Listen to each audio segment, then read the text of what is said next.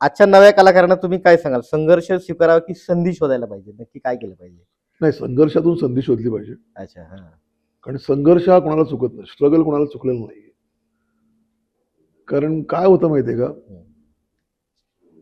लोकांना आता मेहनत घ्यायची नाहीये. म्हणजे 30 सेकंदाची रील करा, त्यांना असं वाटतं की आपण ऍक्टर आहोत. अच्छा, हा, बरोबर आहे. ती आवड असते. त्याला लाईक्स व्ह्यूज खूप आले की त्याला वाटतं झालं काम. नाही होत रे तसं. पण कसं होतं ना, ते क्षणिक आहे. बरोबर आहे. क्षणिक सुखाकडे गेलात ना तुम्ही तर अवघड पडतं. हा, तुम्हाला कामच करायचंय ना, करा ना, रील करा, तुम्ही युट्यूबला शॉर्ट फिल्म करा, बरोबर. तुम्ही ते काम करा, हळूहळू तुमची ग्रोथ वाढवा. ती एकांकिका ती युट्यूबला मोठी फिल्म करा, मग मोठी फिल्म, अजून मोठी फिल्म करा, चांगली फिल्म करा. तुम्ही जर वाढवलीत गेलीत ना तर गंमत आहे. तुम्ही तुमच्या फक्त लाईक्स आणि व्ह्यूज साठी काही करू नका.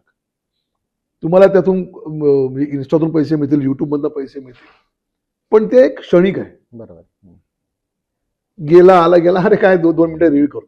हो, असं करणं म्हणजे आता सगळंच करतात रे, ते काय फायदा त्याला. बरोबर. काम करणं गरजेचं आहे ना. काय काय रे, जे जुने ऍक्टर आहेत, एक वाक्यासाठी 2-2 दिवस तालीम असते. हो. आता काय, मुळात मराठी भाषा आपली इतकी खतरनाक आहे, कारण ती वळवावी तशी वळते. म्हणजे फॉर एक्झाम्पल, असं का बरं झालं, असं का बरं झालं, दोन्ही आहेत ना प्रश्न, वाक्य तीच आहेत. म्हणजे असं व्हायला नव्हतं पाहिजे, असं का बरं झालं.